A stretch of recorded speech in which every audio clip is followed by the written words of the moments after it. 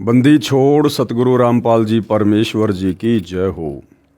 भाई और बहनों, पुस्तक भोगेगा अपना किया रे, इसके ऊपर वीडियो बनाने की श्रृंखला जारी है। प्रत्येक वीडियो में भाई और बहनों हमें बहुत ही अच्छी जानकारी प्राप्त हो रही है कि संत और भक्तों के साथ में बदतमीजी करना, बदसलूकी करना, दुर्व्यवहार करना, फिर आगे चलकर उसकी सज़ा प्राप्त करना। तो भाई और बहनों, हमें शिक्षा भी मिल रही है और साथ में करोथा कांड से लेकर बरवाला कांड, इनमें किन किन लोगों की विशेष भूमिका रही है। सतगुरु रामपाल जी परमेश्वर जी का प्रत्यक्ष या अप्रत्यक्ष रूप से उन लोगों के प्रति क्या रवैया रहा है, ये सारी बातें हमें इस पुस्तक भोगेगा अपना किया से प्राप्त हो रही है। साथ ही सतगुरु रामपाल जी के विषय में वर्तमान समय को लेकर बहुत सारे भविष्य वक्ताओं ने सैकड़ों वर्ष पहले भविष्यवाणियाँ की हुई हैं। उन भविष्यवाणियों से हमें पता चल रहा है कि वर्तमान में सतगुरु रामपाल जी परमेश्वर जी ही वह युग परिवर्तन का कारण बनने वाले महापुरुष हैं, जिनकी अध्यक्षता में पूरा विश्व एक होगा। जय गुरुदेव की भविष्यवाणी हमने पढ़ी, फ्लोरेंस की भविष्यवाणी हमने पढ़ी। आज हम नास्त्रदमस की भविष्यवाणी को देखेंगे कि उन्होंने सैकड़ों वर्ष पहले सतगुरु रामपाल जी के विषय में क्या कुछ अपनी दिव्य दृष्टि से देखकर कहा है। उसी दिव्य महापुरुष, कौन से दिव्य महापुरुष? सतगुरु रामपाल जी के विषय में नास्त्रदमस की भविष्यवाणी। संत रामपाल जी महाराज की अध्यक्षता में हिंदुस्तान विश्व धर्म गुरु के रूप में प्रतिष्ठित होगा। इसमें कोई संशय नहीं है भाई और बहनों, कोई मीन मेख नहीं है किसी भी प्रकार की। ये वर्तमान में आप लोगों को चाहे विश्वास हो या ना हो, क्योंकि अभी आप जी अध्यात्म से दूर हैं, सतगुरु रामपाल जी के प्रवचनों से दूर हैं। लेकिन जब आप सतगुरु रामपाल जी के सत्संग सुनना शुरू करेंगे, आपको पता चलेगा कि सतगुरु रामपाल जी के अलावा धर्म ग्रंथों का सार, निष्कर्ष, उनके अंदर छुपा हुआ वो तत्व भेद आज तक किसी भी व्यक्ति ने, चाहे वो आचार्य हो, शंकराचार्य हो, मंडलेश्वर हो, किसी भी धर्म का धर्म गुरु हो, उसने अपने समाज को निकाल कर नहीं दिया। और सतगुरु रामपाल जी सन 1994 से न केवल हिंदू धर्म के धर्मशास्त्रों का, बल्कि मुस्लिम, ईसाई, सिख व अन्य धर्मों के धर्म ग्रंथों का निष्कर्ष अर्थात भक्ति के विषय में संपूर्ण जानकारी, सृष्टि रचना संपूर्ण जानकारी उन्होंने सर्व समाज के सामने प्रस्तुत कर दी है, जो कि सर्व धर्मशास्त्रों से प्रमाणित है। तो आने वाले समय में भारत ही आध्यात्मिक मामले में सर्वोपरि देश होगा और भारत को सर्वोपरि देश बनाने में सतगुरु रामपाल जी का ही एकमात्र महत्वपूर्ण योगदान होगा। तो सतगुरु रामपाल जी ही आने वाले समय में विश्व गुरु के रूप में पूरी दुनिया के सामने प्रकट होंगे। फ्रेंच यानी फ्रांस देश के नास्त्रदमस नामक प्रसिद्ध भविष्यवक्ता ने सन ईस्वी सन 1555 में 1000 श्लोकों में भविष्यवाणी की सांकेतिक सत्य भविष्यवाणियाँ लिखी हैं। 100 श्लोकों के 10 शतक बनाए हैं, जिनमें से अब तक सर्व सिद्ध हो चुकी हैं। यदि आज से पहले उनकी सारी भविष्यवाणियाँ सिद्ध हो चुकी हैं, तो निसंशय आगे के समय के लिए उन्होंने जो सतगुरु रामपाल जी के विषय में कहा है, वो भी निर्विवाद रूप से सत्य ही साबित होंगी। हिंदुस्तान में सत्य हो चुकी भविष्यवाणियों में से, यानी नास्त्रदमस जी ने आज से पहले भारत के विषय में और क्या क्या भविष्यवाणियाँ की थी, जो भविष्यवाणियाँ समय आने पर बिल्कुल सत्य सिद्ध हुई। इससे हमारा विश्वास बढ़ेगा कि उन्होंने एक महापुरुष के विषय में अर्थात सतगुरु रामपाल जी के विषय में जो भविष्यवाणी की हुई है, वो भी परम सत्य साबित होगी। सबसे पहले भविष्यवाणी उन्होंने भारत की प्रथम महिला प्रधानमंत्री श्रीमती इंदिरा गांधी जी के विषय में की थी, जो बिल्कुल सत्य साबित हुई। भारत की प्रथम महिला प्रधानमंत्री बहुत प्रभावशाली व कुशल होगी, ये संकेत स्वर्गीय श्रीमती इंदिरा गांधी की ओर है तथा उनकी मृत्यु निकटतम रक्षक द्वारा होना लिखा था, जो सत्य हुई। यानी नास्त्रेदमस जी ने अपनी भविष्यवाणी में लिखा था कि जो भारत की प्रधानमंत्री होगी, इंदिरा गांधी के विषय में संकेत था, और कहा था कि उनकी मृत्यु उन्हीं के बॉडीगार्ड के द्वारा होगी। और भाई और बहनों, ऐसा ही हुआ। उसके बाद उन्हीं का पुत्र उनका उत्तराधिकारी होगा, बिल्कुल सत्य हुआ। और वह बहुत कम समय तक राज्य करेगा, बिल्कुल सत्य साबित हुई उनकी बात। तथा आकस्मिक मृत्यु को प्राप्त होगा, यानी राजीव गांधी जी की अकाल मृत्यु हुई थी बॉम्ब ब्लास्ट में, जो सत्य सिद्ध हुई।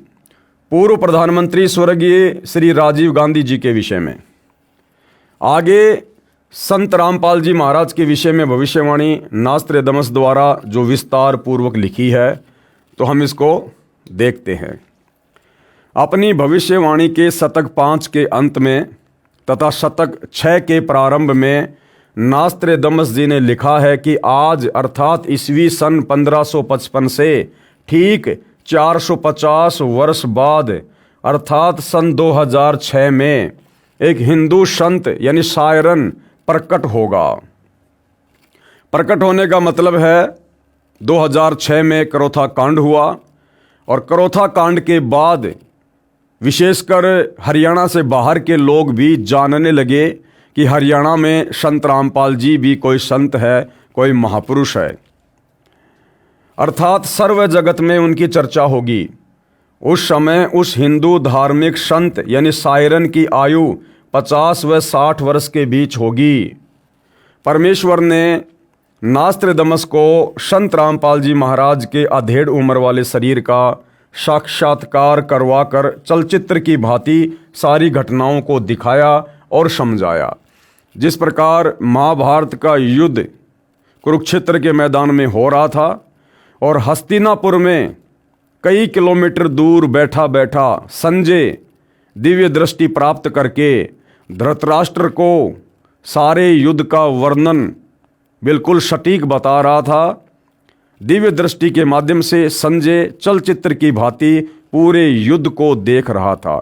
इसी प्रकार परमपिता परमेश्वर जी ने नास्त्रेदमस जी को आने वाले भविष्य के विषय में चलचित्र की तरह दिखाया, और नास्त्रेदमस जी ने ज्यों का त्यों अपनी भविष्यवाणी में लिख दिया, जो वर्तमान में सतगुरु रामपाल जी पर शब्दा शब्द खरी उतर रही है।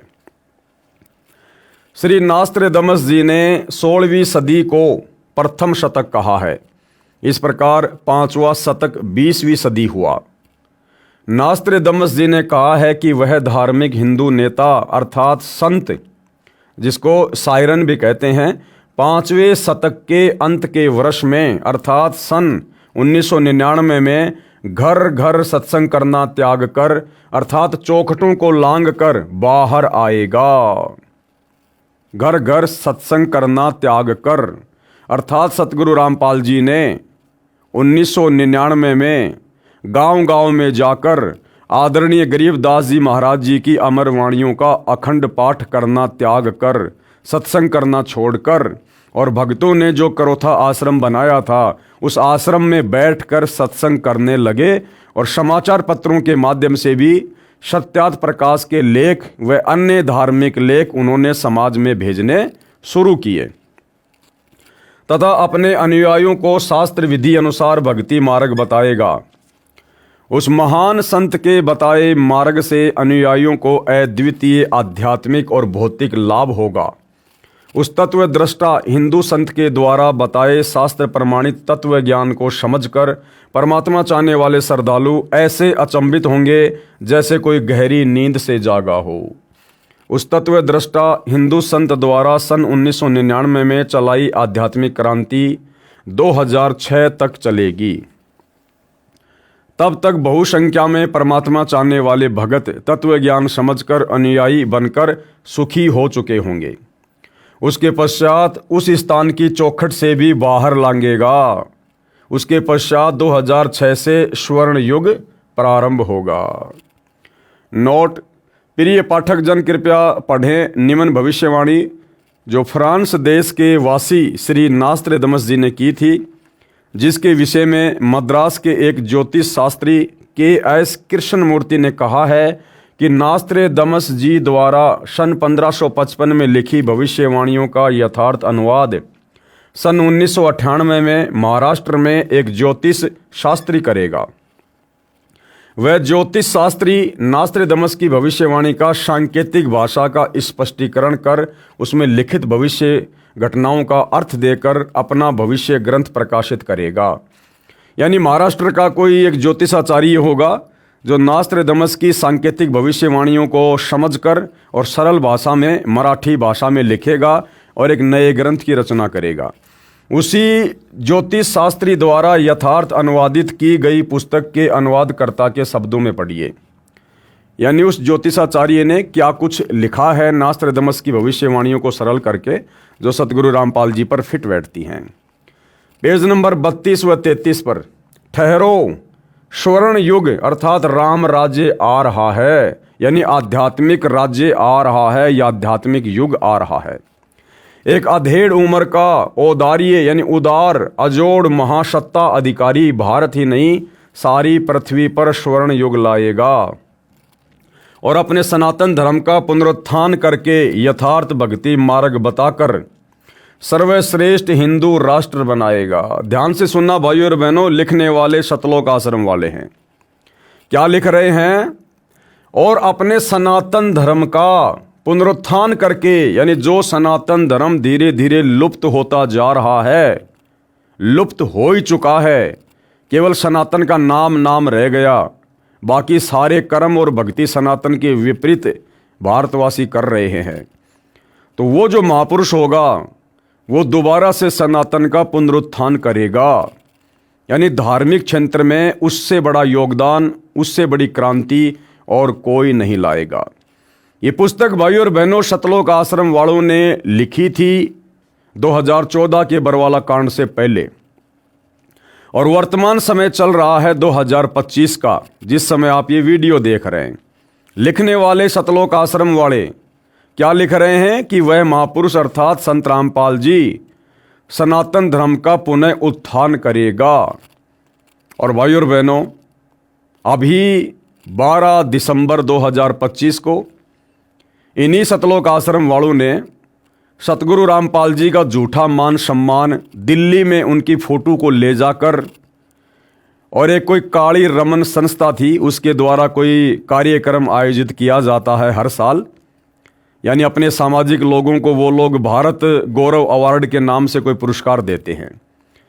तो सतलोक आश्रम वाले वहाँ पर सतगुरु रामपाल जी की फ़ोटो को ले गए, क्योंकि सतगुरु रामपाल जी वर्तमान 2025 में हिसार जेल में बैठे हुए, और वहाँ जाकर इन लोगों ने सतगुरु रामपाल जी का उस संस्था से सम्मान करवाया। और सतगुरु रामपाल जी को जो अवार्ड दिया गया वो किस क्षेत्र में दिया गया, आपको जानकर हैरानी होगी, सामाजिक कार्यों के क्षेत्र में। यानी हरियाणा में जो बाढ़ आई हुई थी, इन सतलोक आश्रम वालों ने फ्री में मोटर और पाइपें देकर बाढ़ का पानी निकलवा दिया, जिस कारण से इन्होंने सतगुरु रामपाल जी को सामाजिक कार्यकर्ता के रूप में ज़्यादा प्रसिद्ध कर दिया।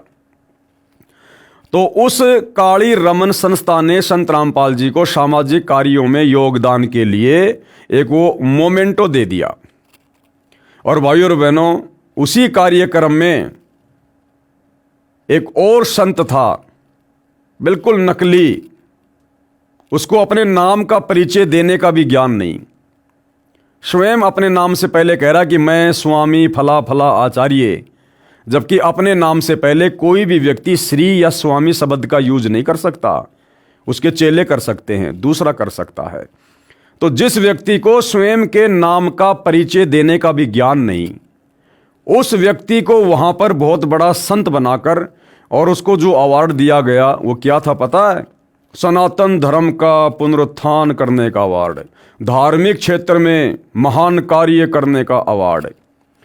यानी इन सतलोक आश्रम वालों की आंखों के सामने धार्मिक क्षेत्र का, सनातन धर्म का पुनः उत्थान करने का जो अवार्ड है वो तो दिया गया एक नकली संत को, जिसको भक्ति मार्ग का कै ख गय का भी ज्ञान नहीं। और सतगुरु रामपाल जी जो वास्तव में सारी सृष्टि के रचयिता हैं, अध्यात्म की जिन्होंने शुरुआत की है, इनके अलावा भक्ति मार्ग के विषय में कोई ABCD भी बता नहीं सकता। उस महापुरुष सतगुरु रामपाल जी को इन मंदबुद्धि सतलोक आश्रम वालों ने धार्मिक क्षेत्र का अवार्ड नहीं दिलवाया, सनातन धर्म के पुनरुत्थान का अवार्ड नहीं दिलवाया, केवल सामाजिक कार्यों में सहयोग करने का एक अवार्ड दिलवाया। एक छोटा सा वीडियो आपको दिखा देता हूं भाइयों और बहनों। इस वीडियो को देखने के बाद आप लोगों को समझ में आ जाएगा कि ये सतलोक आश्रम वाले कितना सतगुरु रामपाल जी को समझ पाए हैं और कितना उनके आध्यात्मिक ज्ञान को समझ पाए हैं। उस कार्यक्रम में इन्होंने सतगुरु रामपाल जी का सम्मान नहीं बल्कि उनका अपमान करवाया है। सतगुरु रामपाल जी के सामने अब उनकी छवि ले गए हैं उनका सम्मान करवाने के लिए, तो इनकी नज़रों में तो सतगुरु रामपाल जी का सम्मान हुआ है। तो सतगुरु रामपाल जी के सामने जो कि अध्यात्म के उत्पत्ति करता हैं, जनक हैं और एक नकली संत, 2 कोड़ी का जीव, उसको इन सतलोक आश्रम वालों की आंखों के सामने अध्यात्म का सर्वश्रेष्ठ अवार्ड दिया गया। इन नालायकों ने मुख से एक शब्द भी नहीं निकाला कि जी आप ये क्या कर रहे हो। अगर ये संत जी अध्यात्म को इतना जानते हैं, इतना पहचानते हैं, अगर ये इस अवार्ड के योग्य हैं, तो इनको सतगुरु रामपाल जी के भक्तों के साथ में डिबेट करनी चाहिए, आध्यात्मिक ज्ञान चर्चा करनी चाहिए। उसके बाद जो विजयी हो उसको ये अवार्ड दिया जाना चाहिए। लेकिन ये आश्रम वाले मान बढ़ाई के भूखे बैठ गए वहाँ पर सबसे आगे, सर पे पैर के पगड़ी, और अपनी आंखों से देखते रहे सतगुरु रामपाल जी की बेइज्जती। और जिस नकली संत को अवार्ड दिया गया उसका भी एक छोटा सा वीडियो आप देख लीजिए। उसका इंटरव्यू भी यही सतलोक आश्रम वाले ले रहे हैं, खुशी खुशी इंटरव्यू ले रहे हैं, जबकि शर्म के मारे इनको डूब के मर जाना चाहिए था। देखिएगा।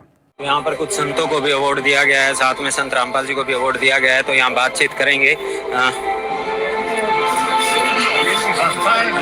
नमस्कार जी। नमस्कार। क्या नाम है जी?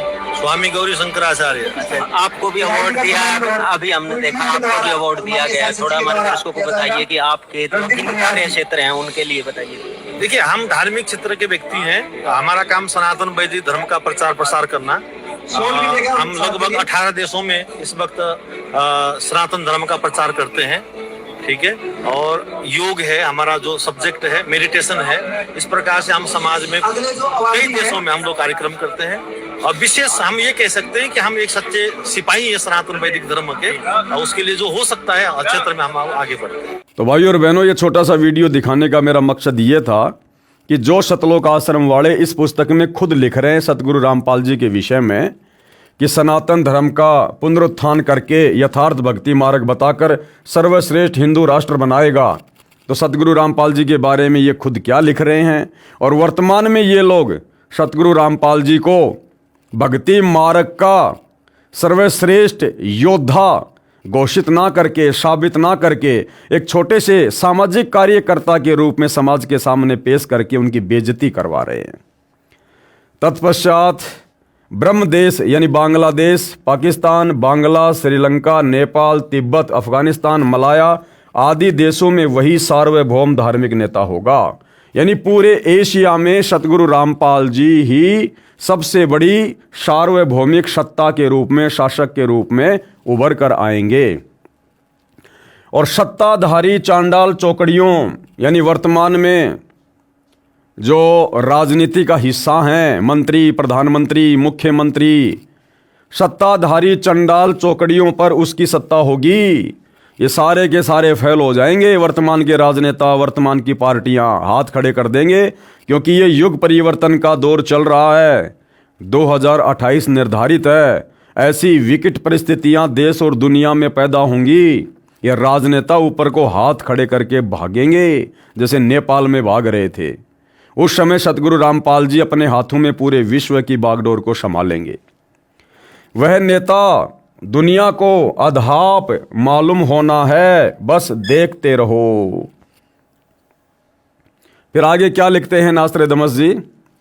पृष्ठ 40 पर फिर लिखा है, ठहरो राम राज्य यानी स्वर्ण युग आ रहा है।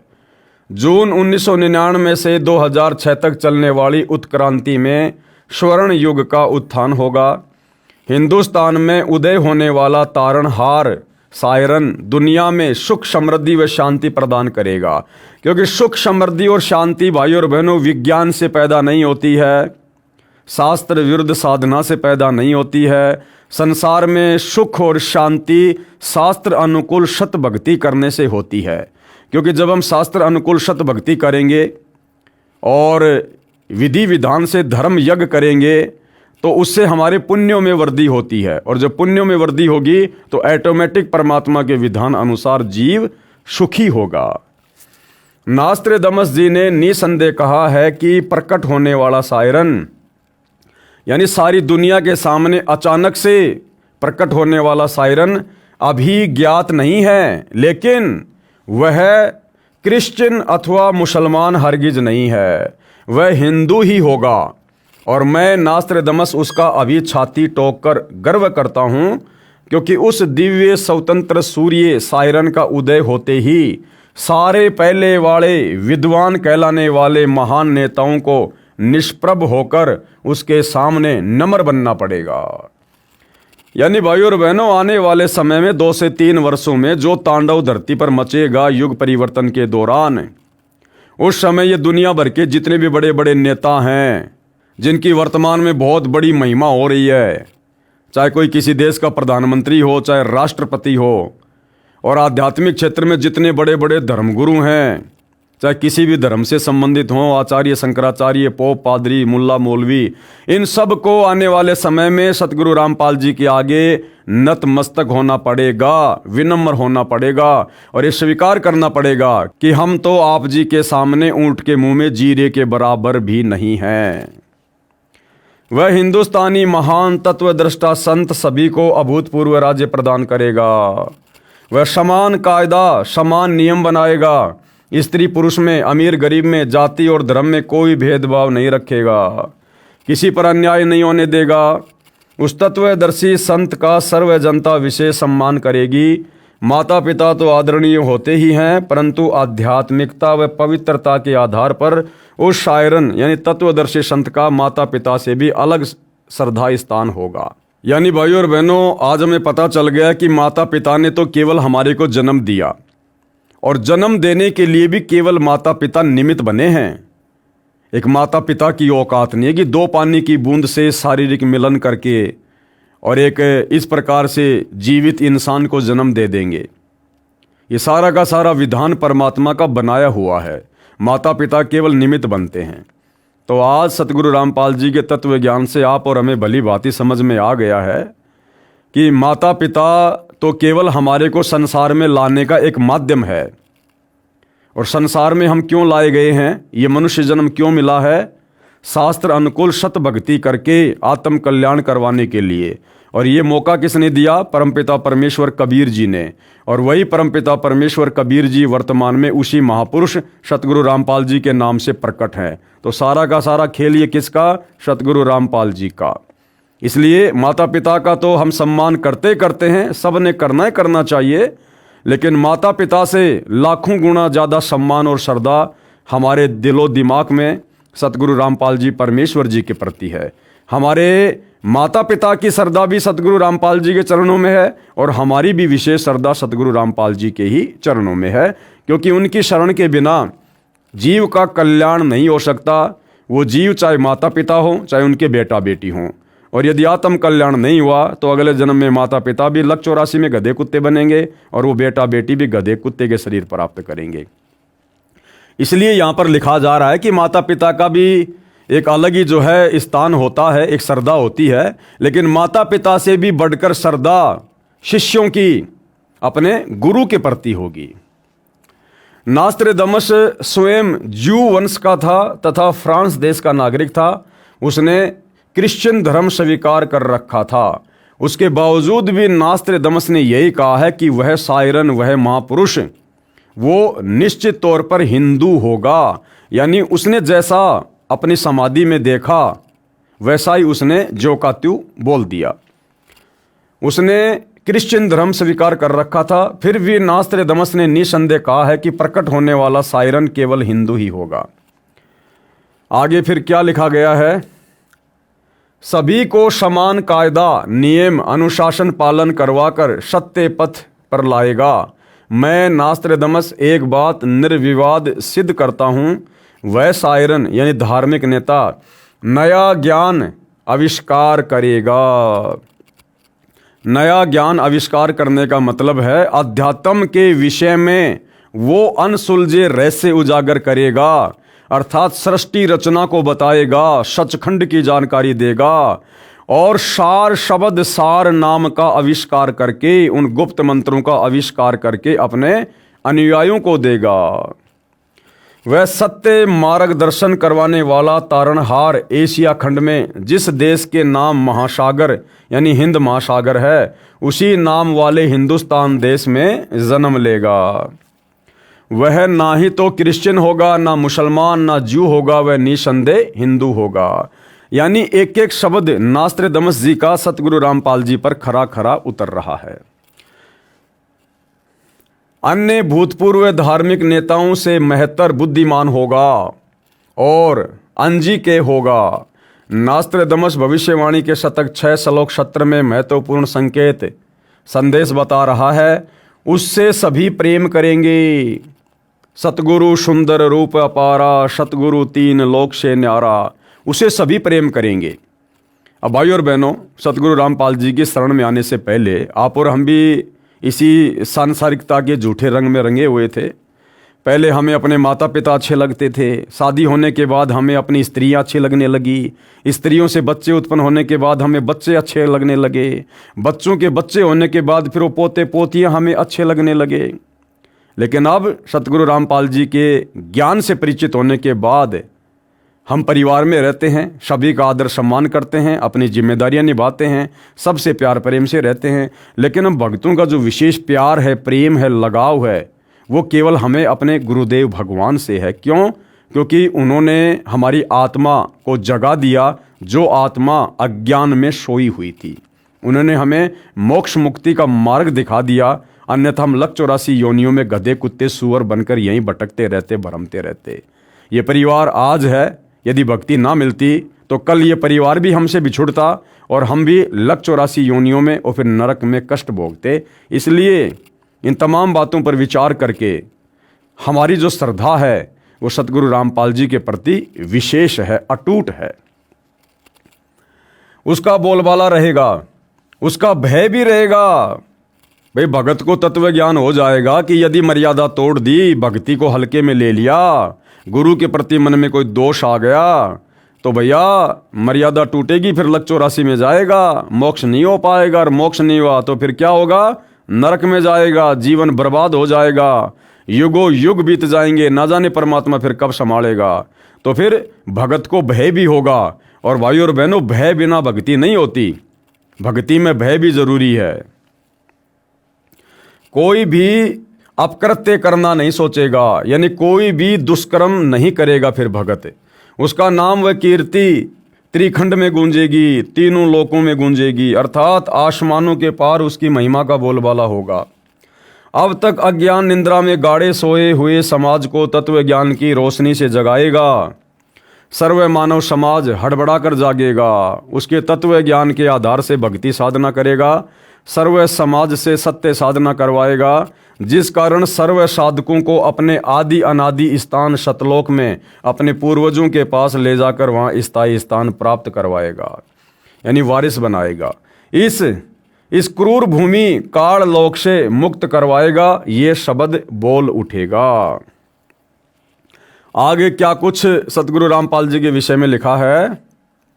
यह हिंसक महाकाल कौन है, कहाँ है, ये बात सायरन यानी तत्वदर्शी संत ही बताएगा। उस क्रूर चंद्र से वह सायरन ही मुक्त करवाएगा। और निसंदेह सृष्टि रचना के माध्यम से हमें पता चल गया है कि ये काल कौन है, क्यों यहाँ हमें जन्म और मरण के चक्कर में कर्म बंधन में बांध रखा है, और किस प्रकार से हम इस काल के लोक से मुक्ति प्राप्त करेंगे। सायरन यानी तत्वदर्शी संत के कारगिर्द में इस भूतल की पवित्र भूमि पर हिंदुस्तान में स्वर्ण युग का अवतरण होगा, फिर वह पूरे विश्व में फैलेगा। उस विश्व नेता और उसके सद्गुणों की उसके बाद भी महिमा गाई जाएगी। भाई जो पूरी पृथ्वी को एक प्रकार से सतयुग में तब्दील करके चला जाएगा।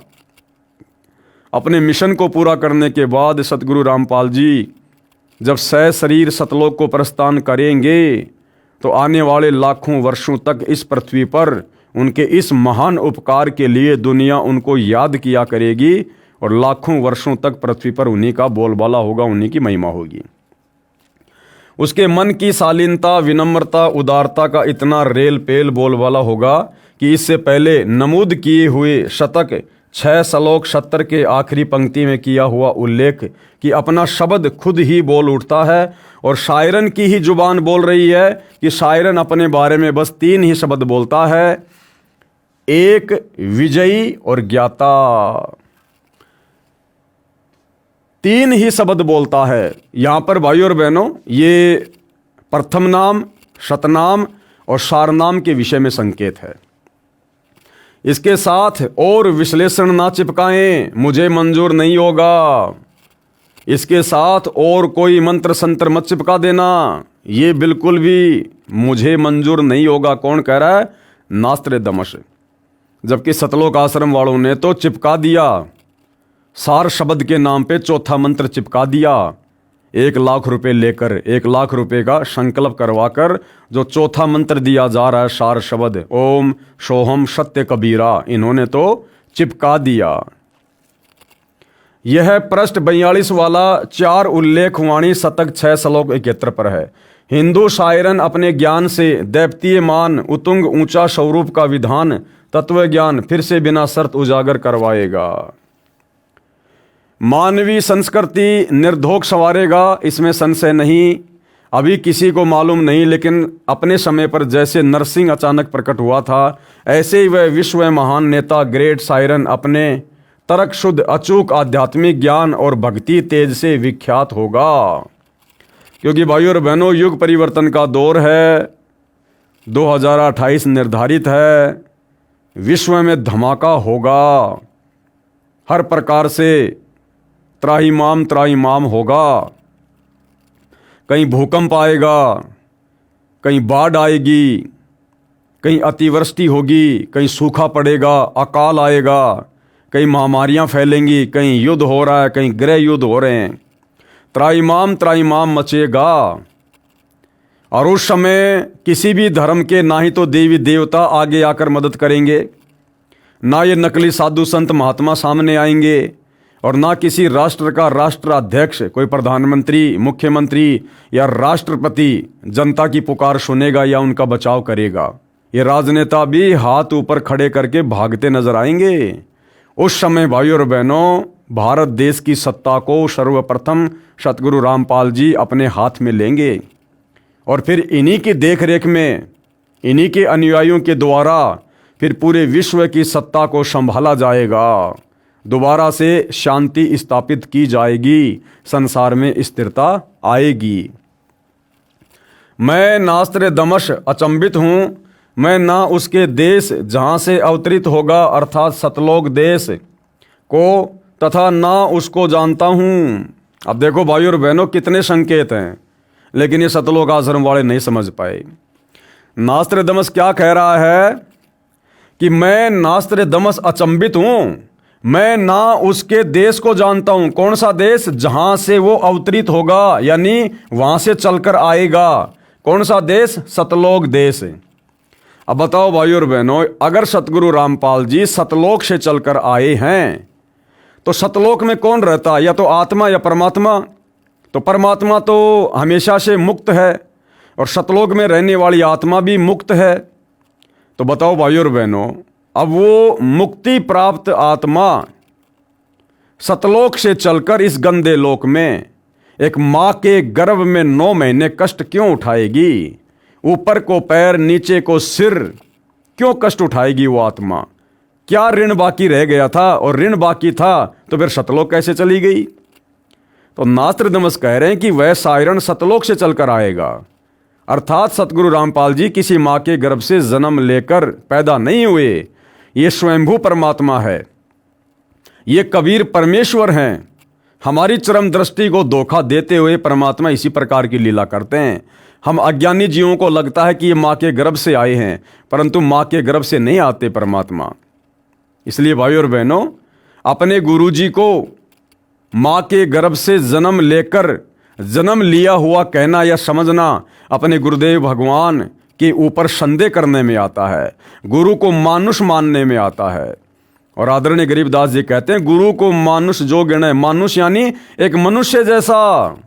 अब माँ के गर्भ से तो मनुष्य जन्म लेके आएगा, भगवान जन्म लेके नहीं आता। तो गरीबदास जी कहते हैं, गुरु को मानुष जो गिने, कर चरणा अमृत को पान, ते नर नरक में जाएंगे, जन्म जन्म बने समान। तो अपने गुरु को मानुष मानने वाला, अर्थात माँ के गर्भ से जन्म लेकर आया हुआ, मानने वाला, बताने वाला, लिखने वाला, गरीबदास जी कहते हैं अंत में नरक में जाएगा और कुत्ते की योनि प्राप्त करेगा। तो भाई सतलोक आश्रम वाले भाई बहनों, कम से कम नास्त्रदामस जी की भविष्यवाणी पर तो विश्वास कर लो कि वो सायरन कहाँ से आएगा। मैं नास्त्रदामस अचंभित हूँ, मैं ना उसके देश जहाँ से अवतरित होगा अर्थात सतलोक देश को, तथा ना उसको जानता हूँ। मैं उसे सामने देख भी रहा हूँ, क्योंकि उसकी पूर्व जन्म की भक्ति कमाई से परमात्मा चलचित्र की भांति वर्तमान समय को दिखा रहे थे। उसकी महिमा का शब्द में कोई मिसाल नहीं कर सकता, बस उसे ग्रेट सायरन, महान धार्मिक नेता कहता हूँ। अपने धर्म बंधुओं की सदकालीन समस्या से, दयनीय अवस्था से बेचैन होता हुआ, स्वतंत्र ज्ञान सूर्य का उदय करता हुआ, अपने भक्ति तेज से जग का तारणहार, 5वें शतक 20वीं सदी के अंतिम वर्ष के अंत में यानी ईस्वी 1999, अधेड़ उम्र का विश्व का महान नेता, जैसे तेजस्वी सिंह मानव उद्विग्न अवस्था से चौखट लांघता हुआ मेरे नास्त्रदामस के मन का भेद ले रहा है, और मैं उसका स्वागत करता हुआ आश्चर्यचकित हो रहा हूँ। उदास भी हो रहा हूँ, क्योंकि उसका दुनिया को ज्ञान ना होने से मेरा सायरन तत्वदर्शी संत अपेक्षा का पात्र बनेगा। अर्थात उस तत्वदर्शी संत को परमेश्वर के रूप में ना पहचान कर, ना जानकर दुनिया उनके सतज्ञान का विरोध करेगी, उनको विरोध का सामना करना पड़ेगा। अर्थात 2006 का करोथा कांड हुआ, लोगों ने नहीं समझा अपने तारणहार को। फिर 2014 में बरवाला कांड हुआ, भगत भी नहीं समझ पाए अपने गुरुदेव भगवान को। इसलिए नास्त्रदामस जी ने लिखा है कि दुनिया उसको ना समझकर और उसका विरोध करेगी, उस महान संत को अपेक्षा का पात्र बनना पड़ेगा, उपेक्षा का पात्र बनना पड़ेगा। तो 2006 में तो सतगुरु रामपाल जी को ना समझकर जज्जर, करोथा, डिग्गल, बागपुर आदि गांव के लोगों ने अपने कर्म बिगाड़ लिए, और 2014 बरवाला कांड के समय खुद सतगुरु रामपाल जी के बेटा बेटी, भाई बंधु, रिश्तेदारों ने ना समझकर अपनी मनमानियां करते हुए बरवाला कांड जैसी घटना को जन्म देकर अपने कर्म फोड़ लिए। क्योंकि उसका दुनिया को ज्ञान ना होने से मेरा सायरन तत्वदर्शी संत उपेक्षा का पात्र बन रहा है। मेरी यानी नास्त्रदामस की चित्त भेदक भविष्यवाणी की और उस वैश्विक सिंह मानव की उपेक्षा ना करें। नास्त्रदामस जी कह रहे हैं कि मेरी भविष्यवाणी को सामान्य ना समझें, और मैं जिस महापुरुष के विषय में बातें कह रहा हूँ उसको भी कमजोर ना समझे, कम ना समझे, मजाक में ना ले इन बातों को। उसके प्रकट होने पर तथा उसके तेजस्वी तत्व ज्ञान रूपी सूर्य उदय होने से आदर्शवादी श्रेष्ठ व्यक्तियों का पुनरुत्थान तथा स्वर्ण युग का प्रभात शतक 6 में आज ईस्वी 1955 से 450 वर्ष बाद अर्थात 2006 में, अर्थात 1555 प्लस 450 बराबर 2005 के पश्चात अर्थात 2006 में शुरुआत होगी। इस कृतार्थ शुरुआत का मैं नास्त्रदामस दृष्टा हो रहा हूँ। यानी 15वीं सदी में नास्त्रदामस जी अपनी ध्यान समाधि में पूर्व जन्म की भक्ति के फलस्वरूप सतगुरु रामपाल जी के इस वर्तमान समय को, उनकी उम्र को, उनके कार्यों को, उनके ओजस्वी और तेजस्वी व्यक्तित्व को बिल्कुल देख रहे थे। फिर आगे क्या कहा है, पृष्ठ 44, 45, 46 पर नास्त्रदामस शतक 1 श्लोक 50 में फिर प्रमाणित कर रहा है, 3 ओर से सागर से घिरे द्वीप हिंदुस्तान देश में उस महान संत का जन्म होगा अर्थात प्रकट होगा। उस समय तत्व ज्ञान के अभाव से अज्ञान अंधेरा होगा। यानी जब सतगुरु रामपाल जी ने सन 1994 से अपने यथार्थ 13वें कबीर पंथ की शुरुआत की है, उससे पहले बिल्कुल अज्ञान अंधेरा था। अध्यात्म की कोई ज्योति कहीं नहीं जली हुई थी। चारों तरफ काल के द्वारा भेजे गए संतों का बोलबाला था। शास्त्र विरुद्ध साधना ही पृथ्वी पर हो रही थी। नैतिकता का पतन होकर हाहाकार मचा होगा। वह सायरन धार्मिक नेता गुरुवर अर्थात गुरुजी को वर यानी श्रेष्ठ मानकर अपनी साधना करेगा तथा करवाएगा। नास्त्रदमस जी कह रहे हैं कि वो है सायरन यानी वह महापुरुष अर्थात सतगुरु रामपाल जी गुरु को सर्वश्रेष्ठ बताकर स्वयं भी भक्ति करेगा और अपने अनुयायी से भी करवाएगा। तो भाइयों और बहनों, नास्त्रदमस की भविष्यवाणी पर वर्तमान में कौन चल रहा है? सतगुरु रामपाल जी के साथ संगति से जुड़े हुए सत्सेवक भाई बहन।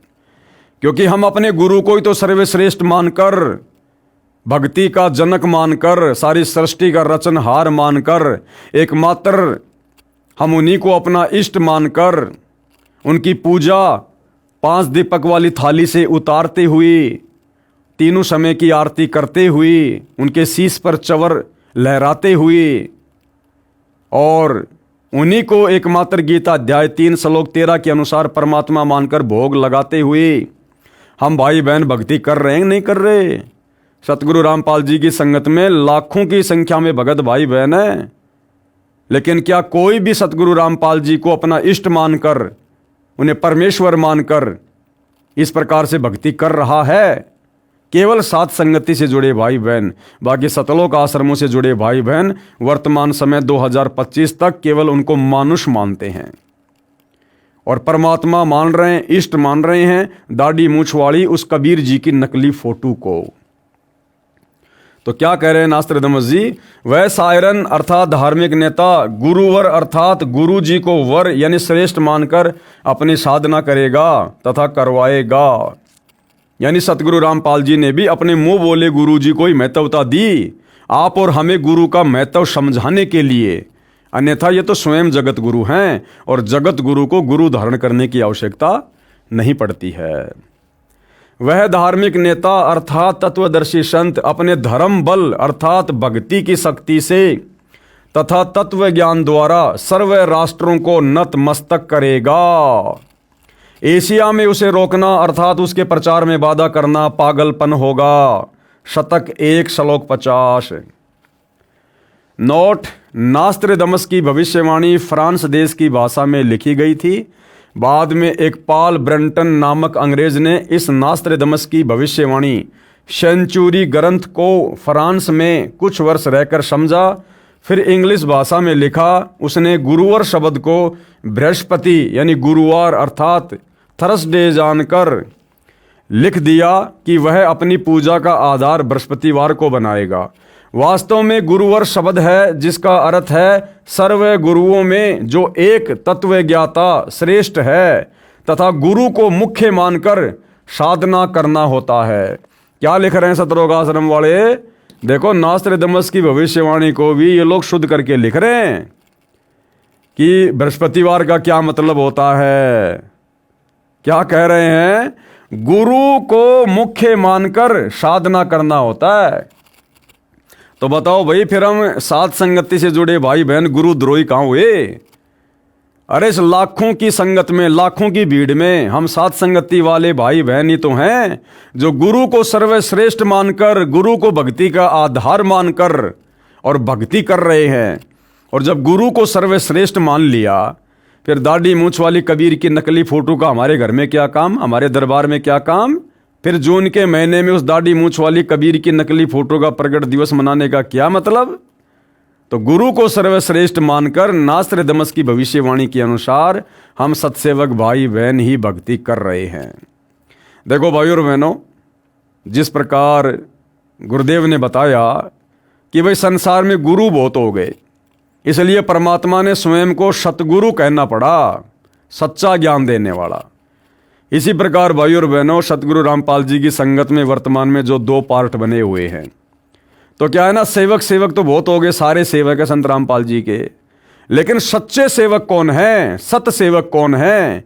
इसलिए भाइयों और बहनों, हम साथ संगति वाले भाई बहनों को सत सेवक नाम रखना पड़ा। सत सेवक, ये सतलोक आश्रमों में जाने वाले भाई बहन भी सेवक हैं, लेकिन भाई ये अपने गुरु जी के सेवक नहीं है, ये तो मुर्दों के सेवक हैं। ये तो उस मुर्दा फोटो दाढ़ी मूछ वाली जो कबीर जी की समझी जाती है, ना जाने किसने बनाई, आजकल तो एआई से बनाई जा रही है, ये तो उस मुर्दा फोटो के सेवक हैं। इसलिए हम लोगों ने अपने नाम के आगे सत सेवक नाम लगाना पड़ा। गुरु को मुख्य मानकर साधना करना होता है। वेद भाषा में बृहस्पति का भावार्थ सर्वोच्च स्वामी अर्थात परमेश्वर, दूसरा अर्थ बृहस्पति का जगत गुरु भी होता है। जगत गुरु तथा परमेश्वर भी बृहस्पति का बोध है। वह अधेड़ उम्र में तत्व ज्ञान का ज्ञाता तथा श्रेय होकर त्रिखंड में कीर्तिमान होगा। मुझ नास्त्रदमस को उसका नया उपाय साधना मंत्र ऐसा जालिम मालूम होता है जैसे सर्प को वश करने वाला गारुड़ मंत्र से महाविशैले सर्प को वश कर लेता है। यानी नास्त्रदमस जी कह रहे हैं कि उस शायरन के पास, तत्वदर्शी संत के पास भक्ति मार्ग का वह जबरदस्त मंत्र होगा, सतनाम। वो इतना प्रभावशाली होगा जैसे गारुड़ के पास में विशैले सर्प को काबू करने का मंत्र होता है। वह नया उपाय, नया कायदा बनाने वाला तत्ववेता दुनिया के सामने उजागर होगा। उसी को मैं नास्त्रदमस अचंभित होकर ग्रेट शायरन बता रहा हूँ। ग्रेट शायरन का मतलब है महान तत्वदर्शी संत। उसके ज्ञान के दिव्य तेज के प्रभाव से उस द्वीप कल्प यानी भारतवर्ष में आक्रामक तूफान खलबली मचेगी, अर्थात अज्ञानी संतों द्वारा विद्रोह किया जाएगा। उसको शांत करने का उपाय भी उसी को मालूम होगा। जैसे जालिम सरपनी को वश किया जाता है, वह सिंह के समान शक्तिशाली व तेज पुंज व्यक्तित्व का होगा। अब देखो भाई और बहनों, नास्त्रदमस जी कह रहे कि सतगुरु रामपाल जी का, उस महापुरुष का, ग्रेट शायरन का व्यक्तित्व क्या होगा? वह तेज पुंज व्यक्तित्व का होगा। तेज पुंज अर्थात भाई और बहनों, हम वाणी में पढ़ते हैं गैबी ख्याल विशाल सतगुरु में कि धन सतगुरु उपदेश देवा 84 ब्रह्म मेट ही तेज पुंज अन्य देह धर कर इस विधि हमको भेट ही। यानी वो कबीर परमात्मा जो सतलोक में तेज पुंज के शरीर युक्त है, वो अपनी काया को, अपने तेज पुंज वाले शरीर को हल्का करके और इस पृथ्वी पर प्रकट होता है। तो सतगुरु रामपाल जी 5 तत्व की काया से निर्मित नहीं हैं। 5 तत्व अग्नि पृथ्वी वायु जल आकाश इससे बनी हुई पंचभौतिक इस शरीर से निर्मित नहीं हैं। इसीलिए तो हम सत्सेवक भाई बहन अपने गुरुदेव भगवान को नूरी शरीर में मानकर, 5 तत्व की देह से अलग मानकर, तेज पुंज वाले व्यक्तित्व का मानकर और 8 सितंबर को उनका प्रकट दिवस मनाते हैं। प्रकट दिवस, क्योंकि कबीर परमात्मा सतगुरु रूप में प्रकट ही होते हैं, और जब प्रकट होते हैं तो उनकी तेज पुंज की देह होती है, भले हमें दिखाई ना दे, इसलिए हम उनका प्रकट दिवस मनाते हैं। तो यहाँ पर क्या लिखा जा रहा है? वह तेज पुंज व्यक्तित्व का होगा, यानी उसकी काया आम मनुष्य की भांति हाड़ मांस से निर्मित नहीं होगी, 5 तत्व से बनी नहीं होगी। वह तेज पुंज युक्त होगा। और नित्य नियम में हम रोज अपने गुरुदेव भगवान की सुबह सुबह महिमा करते हैं और क्या बोलते हैं? गरीब ऐसा सतगुरु हम मिला तेज पुंज के अंग, झिलमिल नूर जहूर है नर रूप श्वेत रंग। गरीब ऐसा सतगुरु हम मिला तेज पुंज के अंग, यानी हम कह तो अपने गुरुजी को रोज रहे हैं कि हमारे गुरुजी तेज पुंज के शरीर वाले हैं, उनके अंग 5 तत्व से बने हुए नहीं हैं। लेकिन जब आता है 8 सितंबर का दिन, तो इस वाणी पर केवल सत्सेवक भाई बहने खड़े उतरते हैं और 8 सितंबर को अपने गुरु को मानुष ना मानकर, स्वयं कबीर परमात्मा मानकर, तेज पुंज के व्यक्तित्व का धनी मानकर हम उनका प्रकट दिवस मनाते हैं। और इन सतलोक आश्रमों में गुरु को मानुष मानकर, जन्म लिया हुआ मानकर उनका जन्मदिन मनाया जाता है। तो क्या लिखा जाता है? वह सिंह के समान शक्तिशाली व तेज पुंज व्यक्तित्व का होगा। यह मैं नास्त्रदमस स्पष्ट शब्दों में बता रहा हूं कि वह कुंडलिनी शक्ति धारण किए हुए। आगे स्पष्ट शब्द यह है कि जिस समय वह सायरन जिस महासागर में द्विकल्प है, उसी देश के नाम पर महासागर का भी नाम है हिंद महासागर। विशेषता ये होगी कि उस देश की भुजंग सर्पनी शक्ति कुंडलिनी शक्ति का पूर्ण परिचित ट्रियो मास्टर होगा। वह सायरन महान धार्मिक नेता, उदार मस्त वाला, कृपालु, दयालु, दैप्तीयमान, सनातन साम्राज्य अधिकारी आदि पुरुष, सत्य पुरुष का अनुयायी होगा। अब नास्त्रदमस को ये नहीं पता बेचारे को कि वो स्वयं सत्य पुरुष होगा या उसका अनुयायी होगा। और हो सकता है ये अनुवाद करते समय अनुयायी शब्द आश्रम वालों ने लिख दिया हो। उसकी सत्ता सार्वभौम होगी, उसकी महिमा उपाय गुरु श्रद्धा, गुरु भक्ति अर्थात गुरु बिना कोई साधना सफल नहीं होती, इस सिद्धांत को दृढ़ करेगा।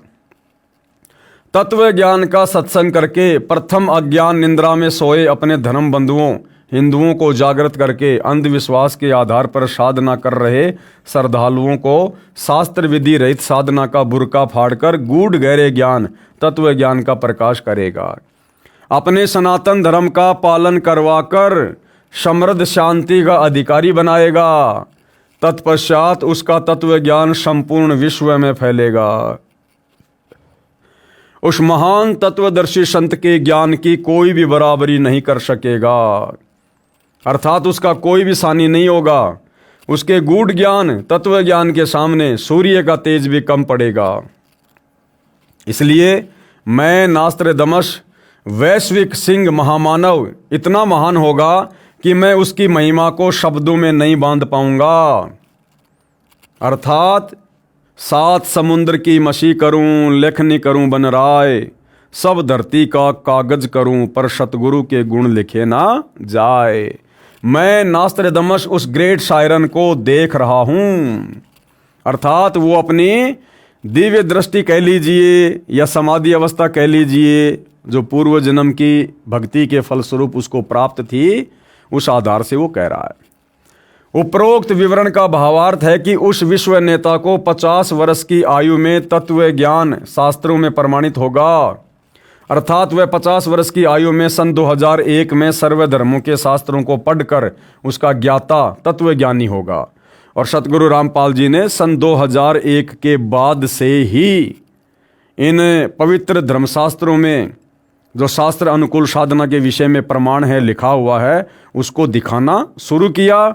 उससे पहले सन 1994 से 2001 तक उन्होंने आदरणीय गरीबदास जी के अमर ग्रंथ को आधार बनाकर ही सत्संग किए,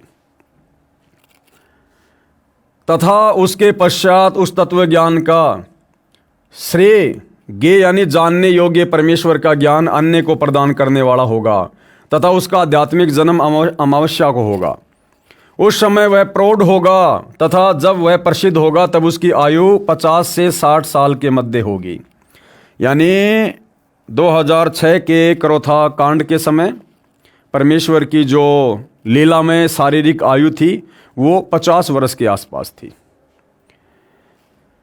नास्त्रदमस कहता है कि निसंदेह विश्व में श्रेष्ठ तत्वज्ञाता ग्रेट सायरन के विषय में मेरी भविष्यवाणी के शब्दा शब्द को किसी नेताओं पर जोड़कर तर्क वितर्क करके देखेंगे तो कोई भी खरा नहीं उतरेगा। मैं नास्त्रदमस छाती ठोक कर शब्दा शब्द कह रहा हूँ, मेरा सायरन का कृतत्व और उसका गूढ़ गहरा ज्ञान अर्थात तत्व ज्ञान ही सर्व की खाल उतारेगा। बस 2006 साल आने दो, इस विधान का एक एक शब्द खरा खरा समर्थन सायरन ही देगा। आगे क्या कुछ कहा जा रहा है। नास्त्रदमस ने अपनी भविष्यवाणी में कहा है कि 21वीं सदी के प्रारंभ में दुनिया के क्षितिज पर सायरन का उदय होगा। जो भी बदलाव होगा वह मेरी नास्त्रदमस की इच्छा से नहीं बल्कि सायरन की आज्ञा से, नियति की इच्छा से सारा बदलाव होगा ही होगा। यानी कलयुग में सतयुग आएगा ही आएगा। उसमें से नया बदलाव मतलब हिंदुस्तान सर्वश्रेष्ठ राष्ट्र होगा। कई सदियों से ना देखा ऐसा हिंदुओं का सुख साम्राज्य दृष्टिगोचर होगा। उस देश में पैदा हुआ धार्मिक संत ही तत्वदृष्टा तथा जग का तारणहार जगत जेता होगा। एशिया खंडों में रामायण महाभारत आदि का ज्ञान जो हिंदुओं में प्रचलित है उससे भी भिन्न आगे का ज्ञान उस तत्वदर्शी संत का होगा। वह सत्य पुरुष का अनुयायी होगा, वह एक अद्वितीय संत होगा। बहुत सारे संत नेता आएंगे और जाएंगे, सर्व परमात्मा के द्रोही तथा अभिमानी होंगे। मुझे नास्त्रदमस को आंतरिक साक्षात्कार उस शायरन का हुआ है। अब देखो भाइयों और बहनों, ये है नास्त्रदमस की भविष्यवाणी का सार। जबकि 2014 बरवाला कांड के बाद जो ज्ञान गंगा पुस्तक लिखी गई है सतलोक आश्रम वालों के द्वारा, उस ज्ञान गंगा पुस्तक में इन सतलोक आश्रम वालों ने इसी भविष्यवाणी का उल्टा फुल्टा अर्थ कर दिया सतगुरु रामपाल जी के ऊपर लगे हुए देशद्रोह के मुकदमे को लेकर। और क्या लिख दिया इन्होंने कि उस महान शायरन के ऊपर राष्ट्रद्रोह का मुकदमा लगेगा, जबकि नास्त्रदमस ने ऐसा नहीं कहा था।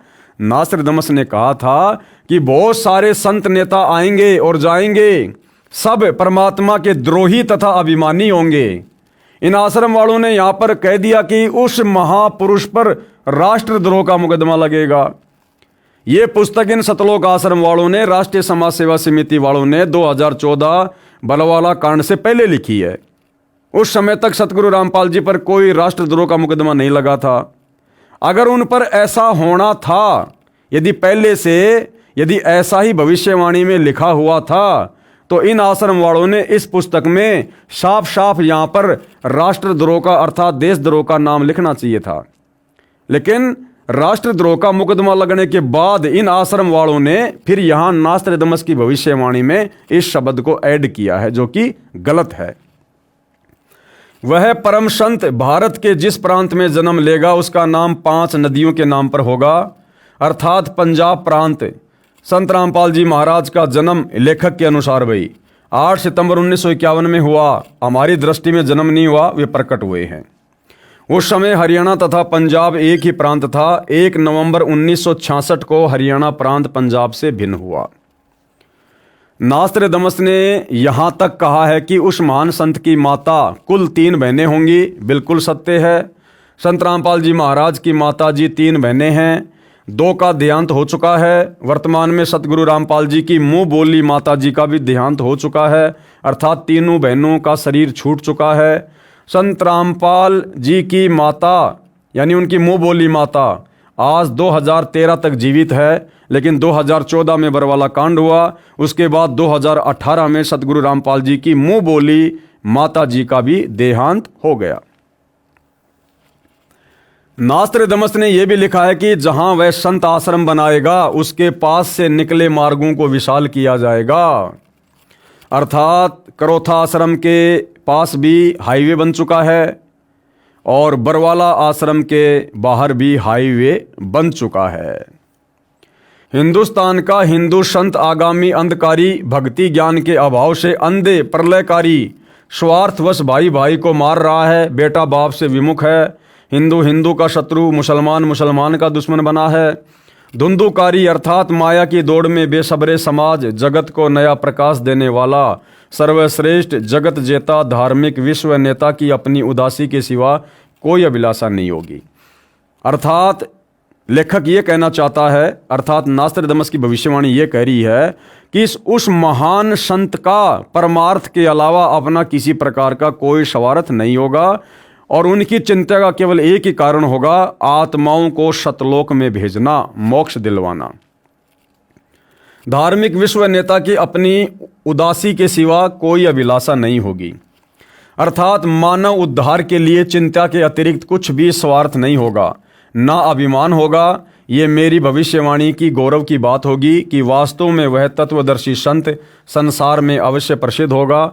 उसके द्वारा बताया ज्ञान सदियों तक छाया रहेगा। वह संत आधुनिक वैज्ञानिकों की आंखें चक्काचौंध करेगा, ऐसे आध्यात्मिक चमत्कार करेगा कि वैज्ञानिक भी आश्चर्य में पड़ जाएंगे। और हो रहा है भाई और बहनों, ऐसे ऐसे केस हॉस्पिटल में जाते हैं और डॉक्टर भी अंत में हाथ जोड़कर पूछते हैं कि भाई आप किस भगवान की भक्ति करते हो, आप बच कैसे गए।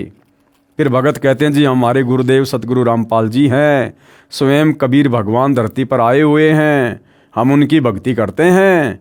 तो डॉक्टर भी कहते हैं भाई धन्य है तुम्हारे गुरुदेव, अन्यथा तुम्हारी उम्र शेष नहीं थी।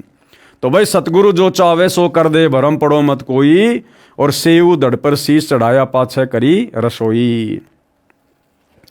उसका सर्व ज्ञान शास्त्र प्रमाणित होगा। मैं नास्त्रदमस कहता हूं कि बुद्धिवादी व्यक्ति उसकी उपेक्षा ना करें, यानी उनको मजाक में ना लें, उनको हल्के में ना लें। माँ के गर्भ से जन्म लिया हुआ कोई व्यक्ति ना माने, उनको साक्षात परमपिता परमेश्वर मानकर चरणों में आ जाएं। उसे छोटा ज्ञान दीप ना समझें और आगे क्या करें।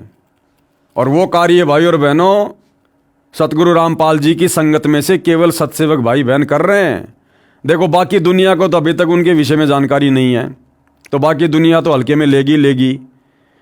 और जिन जिन आत्माओं को सतगुरु रामपाल जी ने अपनी शरण में ले लिया, तत्व ज्ञान दे दिया, उन लाखों की भीड़ में भी केवल सात संगति से जुड़े सत्सेवक भाई बहन ही हैं जो उनको अपना इष्ट मानकर, अपना आराध्य देव यानी इष्ट देव परमेश्वर मानकर, और उनको सिंहासन नस्त करके यानी उनको आसन के ऊपर बैठा कर, यानी सत्सेवक भाई बहनों ने घर घर में बेड लगा रखे हैं, घर घर में बेड।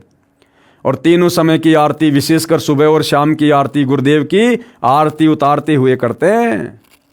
उनको भोग लगाते हैं सुबह शाम भोग की आरती के साथ में। तो ये प्रक्रिया जो अब आगे नास्त्रदमस जी बताने जा रहे हैं, केवल साध संगति से जुड़े सत्सेवक भाई बहन कर रहे हैं। क्या कह रहे हैं कि उसे छोटा ज्ञान दीप ना समझें। उस तत्ववेता महामानव सायरन को सिंहासन नस्त करके यानी सिंहासन पर बैठाकर, कोष्टक में लिखा जा रहा है आसन पर बैठाकर। अरे तो भैया घर घर में जो बेड लगा रखे हैं सत्सेवक भाई बहनों ने, वो आसन ही तो है गुरुदेव भगवान को सिंहासन नस्त करने के लिए। अब भोग लगाएंगे तो कहाँ लगाएंगे? अपने गुरुदेव भगवान की फोटो को अलमारी में रख के भोग थोड़ा ना लगाएंगे। अपने गुरुदेव भगवान की आरती उनको अलमारी में बैठा कर थोड़ा ना लगाएंगे। दीवार पर फोटो को टांग कर थोड़ा ना उनकी आरती उतारेंगे। तो नास्त्रदमस जी क्या कह रहे हैं? कम से कम उनकी भविष्यवाणी पर तो विश्वास कर लो। अरे हम सत्सेवक भाई बहन तो सतलोक आश्रम वालों को दुश्मन नजर आते हैं। हमारी बातें तो तुम्हारी समझ में नहीं आ रही, कम से कम नास्त्रदमस की बातों पर तो यकीन करो कि उस तत्ववेता महामानव, एक होता है मानव आप और हम हैं, दो कोटि के जीव, चाहे राजा हो चाहे रंक हो, हम हैं मानव।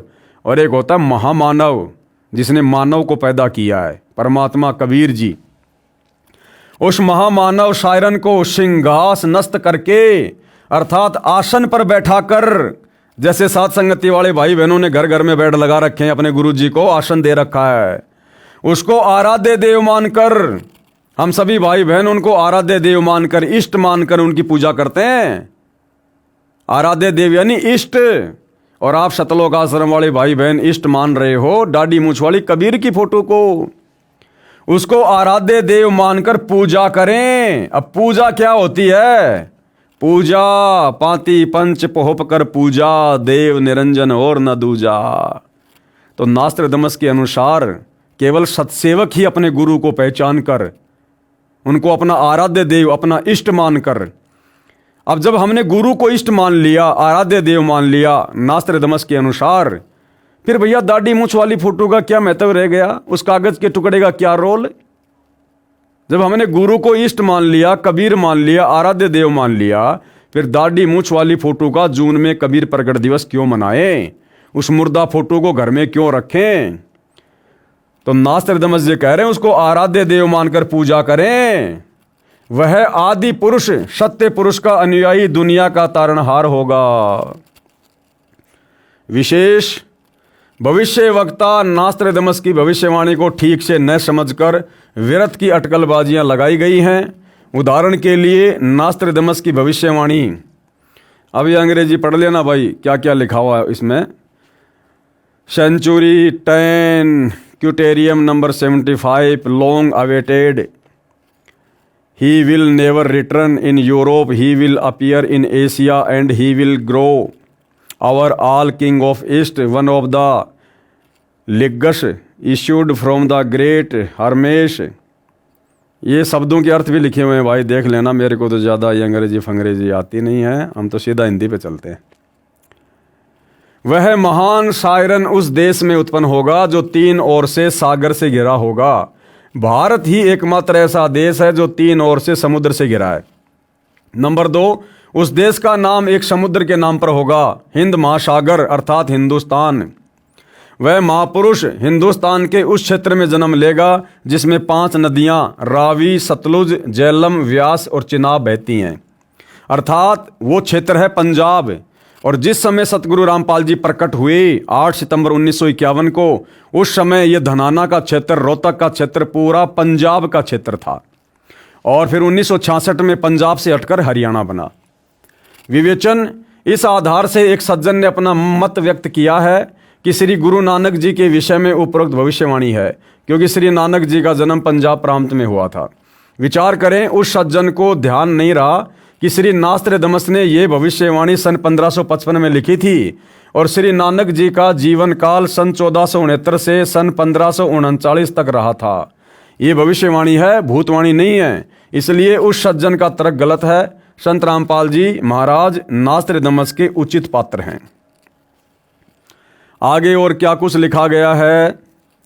सेंचुरी नंबर 1 प्रश्न नंबर 76 में स्पष्ट किया है कि उस महान शायरन की माता जी 3 बहनें होंगी। संत रामपाल जी महाराज की माता जी नहीं, मुंह बोली माता जी 3 बहनें थी। उस महान संत के 2 पुत्र तथा 2 पुत्री होंगी और वर्तमान में दोनों बेटे भी नालायक हैं और दोनों बेटियां भी नालायक हैं, संगत की मर्यादा तोड़वाने में विशेष भूमिका निभा रहे हैं। संत रामपाल जी महाराज के 2 पुत्र तथा 2 पुत्री संतान रूप में हैं। नास्त्रदमस के समर्थन में अन्य भविष्य वक्ताओं की भविष्यवाणियां। अब जो भविष्यवाणी सतगुरु रामपाल जी के विषय में नास्त्रदमस जी ने की हैं, तो उन भविष्यवाणियों के समर्थन में अन्य कौन कौन भविष्य वक्ता हैं जिन्होंने बिल्कुल यही कहा है। नंबर 1 है, इंग्लैंड के ज्योतिषी कीरो ने सन 1925 में लिखी पुस्तक में भविष्यवाणी की है। 20वीं सदी अर्थात सन 2000 ईस्वी के उत्तरार्ध में सन 1950 के पश्चात उत्पन्न संत ही विश्व में एक नई सभ्यता लाएगा जो संपूर्ण विश्व में फैल जाएगी। भारत का वह एक व्यक्ति सारे संसार में क्रांति ला देगा। तो बिल्कुल सतगुरु रामपाल जी के ऊपर खरी उतर रही है, क्योंकि 1951 में सतगुरु रामपाल जी का प्राकट्य हुआ। उसके बाद उन्होंने देश और दुनिया को शिक्षा दी और वैज्ञानिकों को शत प्रेरणा करके उन्होंने नए नए आविष्कार करवाए। और उसके बाद सन 1994 से अपने भक्ति मार्ग को शुरू करके दुनिया को उन वैज्ञानिक उपकरणों के माध्यम से, सोशल मीडिया, टीवी चैनल, इन सब के माध्यम से उन्होंने अपने ज्ञान का प्रचार और प्रसार किया और करवाया। नंबर 2, भविष्य वक्ता श्री वीजी लेटिन के अनुसार 20वीं सदी के उत्तरार्ध में विश्व में आपसी प्रेम का भाव, मानवता का हास, माया संग्रह की दौड़, लूट व राजनेताओं का अन्याय हो जाना आदि आदि बहुत से उत्पाद देखने को मिलेंगे। परंतु भारत से उत्पन्न हुई शांति, भ्रातृत्व भाव पर आधारित नई सभ्यता संसार में देश, प्रांत और जाति की सीमाएं तोड़कर विश्व भर में अमन व चैन उत्पन्न करेगी। नंबर 3, अमेरिका की महिला भविष्यवक्ता जीन डिक्सन के अनुसार 20वीं सदी के अंत से पहले विश्व में एक घोर हाहाकार तथा मानवता का संहार होगा। वैचारिक युद्ध के बाद आध्यात्मिकता पर आधारित एक नई सभ्यता संभवतः भारत के ग्रामीण परिवार के व्यक्ति के नेतृत्व में जमेगी और संसार से युद्ध को सदा सदा के लिए विदा कर देगी। अमेरिका के भविष्यवक्ता श्री एंडरसन के अनुसार 20वीं सदी के अंत से पहले या 21वीं सदी के प्रथम दशक में विश्व में असभ्यता का नंगा तांडव होगा। इस बीच भारत के एक देहात का एक धार्मिक व्यक्ति, एक मानव, एक भाषा और एक झंडा की रूपरेखा का संविधान बनाकर संसार को सदाचार, उदारता, मानवीय सेवा व प्यार का सबक देगा। ये मसीहा सन 1999 तक विश्व में आगे आने वाले हजारों वर्षों के लिए धर्म व सुख शांति भर देगा। अब हालैंड के भविष्यवक्ता क्या कह रहे हैं?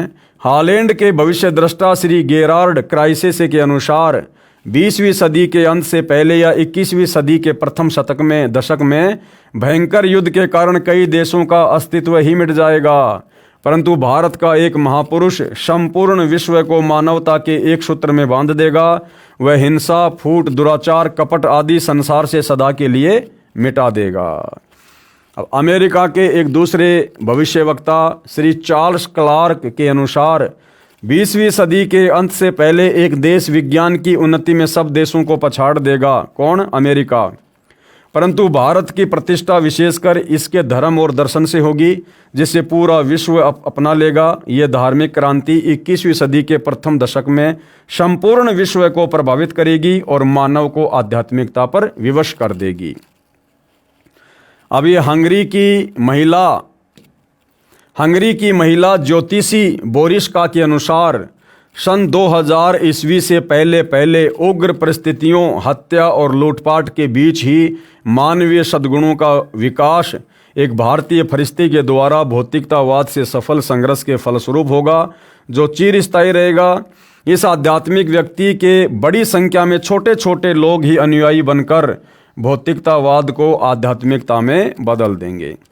अब एक चीज़ देखना भाइयों और बहनों, ये जितने भी भविष्य वक्ता हैं, ये जो युद्ध की बातें कर रहे हैं, विश्व में फैलने वाली अराजकता की बातें कर रहे हैं, इन सब का जो समय है सन 2000 के आसपास का है। अब भाइयों और बहनों, हम लोग पहले सुना करते थे जब छोटे छोटे थे, क्योंकि दास का तो 1984 का जन्म है, तो जब दास छोटा था 8-10 साल का, तो सुना करता था, लोग कहते थे 1998 के लिए कि भैया ऊपर से गोला गिरेगा, दुनिया का नाश हो जाएगा, दुनिया ख़त्म हो जाएगी। भाइयों और बहनों, असल में ये जो परिस्थितियां हैं भविष्य वक्ताओं के अनुसार, ये संसार में सन 2000 के आसपास ही पैदा होनी थी। ये पूरा विश्व 2000 के आसपास विशेष संकट के दौर से गुजरना था। लेकिन भाइयों और बहनों, उस समय तक सतगुरु रामपाल जी परमेश्वर जी का ज्ञान, उनका प्रचार प्रसार देश और दुनिया में इतना नहीं हुआ था। इसलिए इस महापुरुष सतगुरु रामपाल जी ने भविष्यवाणियों के अनुसार होने वाली उन घटनाओं को उस समय टाल दिया और परमात्मा ने कुछ समय के लिए और आगे बढ़ा दिया, उस समय को, विनाशकारी समय को। और उस समय को आगे बढ़ाया तो भाइयों और बहनों, प्रकृति का हिसाब तो परमात्मा ने भी नियम अनुसार बराबर करना पड़ता है। वो होना था 1998 2000 के आसपास, लेकिन सतगुरु रामपाल जी ने समय को आगे बढ़ा दिया। लेकिन काल के कागजों में तो भैया पूरा करना पड़ता है। उसके लिए 2006 का क्रोथा कांड हुआ। उस समस्या को परमात्मा ने अपने ऊपर लिया जो पूरे विश्व के ऊपर आनी थी। फिर आपने सुना होगा, भविष्य वक्ता कह रहे थे भैया 2012 में दुनिया का अंत हो जाएगा, दुनिया का अंत हो जाएगा। बिल्कुल होना था, लेकिन परमात्मा ने फिर से समय को आगे बढ़ाया कि अभी भी मेरा तत्व ज्ञान पूरे विश्व में, विशेषकर पूरे भारतवर्ष में अच्छे से नहीं फैला है। उस समय को परमात्मा ने आगे बढ़ाया। अब समय आगे बढ़ाया तो परमात्मा ने प्रकृति के नियमों को तोड़ा, लेकिन परमात्मा ने तो नियम नहीं तोड़ते, युद्ध तो दिखाना पड़ेगा। फिर परमात्मा ने 2014 बरवाला कांड, वो जो हुआ था काल की प्रेरणा से, इन आश्रम वालों के माध्यम से, जो होना था बहुत बड़ी तबाही, लेकिन परमात्मा ने हल्के में टाल दिया और 2014 का वो बरवाला कांड होके रह गया। समय को परमात्मा ने फिर आगे टाल दिया कि अभी मेरा ज्ञान पूरी तरह से मेरे बच्चों तक नहीं पहुंचा है। अब भाइयों और बहनों, जो 2028 का समय है, अब ये समय आगे नहीं बढ़ेगा। चाहे कोई ज्ञान को समझे चाहे ना समझे, सारी उम्र परमात्मा संदेशा देने में नहीं लगा रहेगा। सतलोक के लिए आत्माएं भी तैयार करनी है। तो 2028 युग परिवर्तन का समय खुद सतगुरु रामपाल जी ने अपनी ज्ञान गंगा पुस्तक में नास्त्रदमस की भविष्यवाणी में लिखा हुआ है। और सतगुरु रामपाल जी ने लिख दिया तो भाई फाइनल है। अब ये समय आगे नहीं टलेगा। मुट्ठी भर भी समय हमारे पास नहीं है। हम 2025 के दिसंबर के महीने में जी रहे हैं। 26, 27, 28 मुश्किल से 3 वर्ष हैं। अगर संभल सको तो संभल लेना। फ्रांस के डॉक्टर जूल वर्न के अनुसार सन 1990 के बाद यूरोपीय देश भारत की धार्मिक सभ्यता की ओर तेजी से झुकेंगे। सन 2000 तक विश्व की आबादी 640 करोड़ के आसपास होगी और बिल्कुल उतनी थी। भारत से उठी ज्ञान की धार्मिक क्रांति नास्तिकता का नाश करके आंधी तूफान की तरह संपूर्ण विश्व को ढक लेगी। उस भारतीय महान आध्यात्मिक व्यक्ति के अनुयायी देखते देखते एक संस्था के रूप में आत्म शक्ति से संपूर्ण विश्व पर प्रभाव जमा लेंगे। फ्रांस के नास्त्रेदमस के अनुसार विश्व भर में सैनिक क्रांतियों के बाद थोड़े से ही अच्छे लोग संसार को अच्छा बनाएंगे, जिनका महान धर्मनिष्ठ विश्वविख्यात नेता 20वीं सदी के अंत और 21वीं सदी की शुरुआत में किसी पूर्वी देश से जन्म लेकर भ्रातृत्ववर्ती व सौजन्यता द्वारा सारे विश्व को एकता के सूत्र में बांध देगा। नास्त्रेदमस शतक 1 श्लोक 50 में प्रमाणित कर रहा है, 3 ओर से सागर से घिरे द्वीप में उस महान संत का जन्म होगा, यानी प्रकट होगा। उस समय तत्व ज्ञान के अभाव से अज्ञान अंधेरा होगा, नैतिकता का पतन होकर हाहाकार मचा होगा। वह शायरन धार्मिक नेता गुरुवर अर्थात गुरुजी को वर यानी श्रेष्ठ मानकर अपनी साधना करेगा तथा करवाएगा। वह धार्मिक नेता तत्वदर्शी संत अपने धर्म बल अर्थात भक्ति की शक्ति से तथा तत्व ज्ञान द्वारा सर्व राष्ट्रों को नतमस्तक करेगा। एशिया में उसे रोकना अर्थात उसके प्रचार में बाधा करना पागलपन होगा। शतक 1 श्लोक 50 सेंचुरी 1 कन्ना 50। अब इजराइल के प्रोफेसर हरार क्या कह रहे हैं? प्रोफेसर हरार के अनुसार भारत देश का एक दिव्य महापुरुष मानवतावादी विचारों से सन 2000 ईस्वी से पहले आध्यात्मिक क्रांति की जड़ें मजबूत कर लेगा। यानी सन 1994 से सतगुरु रामपाल जी ने प्रवचन करने शुरू कर दिए थे। वह सारे विश्व को उनके विचार सुनने को बाध्य होना पड़ेगा, क्योंकि परिस्थितियां ऐसी पैदा हो जाएंगी। सतगुरु रामपाल जी की भक्ति के अलावा, उनकी शरण के अलावा धरती पर दूसरा ठिकाना दिखाई नहीं देगा। भारत के अधिकतर राज्यों में राष्ट्रपति शासन होगा। देख लो भाइयों और बहनों, अब आगे क्या होने वाला है। 2028 युग परिवर्तन। भारत के अधिकतर राज्यों में राष्ट्रपति शासन होगा।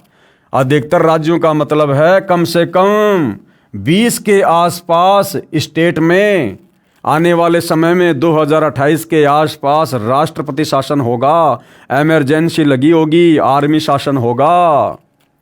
भारत के अधिकतर राज्यों में राष्ट्रपति शासन होगा, पर बाद में नेतृत्व धार्मिक वीर लोगों पर होगा। यानी सतगुरु रामपाल जी के भक्तों के हाथों में भारत की बागडोर आ जाएगी। ये नेता भाग खड़े होंगे जो एक धार्मिक संगठन के आश्रित होंगे, यानी सतगुरु रामपाल जी के भक्ति मार्ग के आश्रित होंगे। नॉर्वे के श्री आनंदाचार्य की भविष्यवाणी के अनुसार सन 1998 के बाद एक शक्तिशाली धार्मिक संस्था भारत में प्रकाश में आएगी, यानी सतगुरु रामपाल जी प्रकाश में आएंगे, जिसके स्वामी एक गृहस्थ व्यक्ति की आचार संहिता का पालन संपूर्ण विश्व करेगा। धीरे धीरे भारत औद्योगिक, धार्मिक और आर्थिक दृष्टि से विश्व का नेतृत्व करेगा और उसका विज्ञान यानी आध्यात्मिक तत्व ज्ञान ही पूरे विश्व को मान्य होगा। उपरोक्त भविष्यवाणियों के अनुसार ही आज विश्व में घटनाएं घट रही हैं। युग परिवर्तन प्रकृति का अटल सिद्धांत है। कौन लिख रहे हैं? सतलोक आश्रम वाले लिख रहे हैं कि युग परिवर्तन तो होके रहेगा। और सतगुरु रामपाल जी ने इस युग परिवर्तन का समय ज्ञान गंगा में 2028 लिखा हुआ है।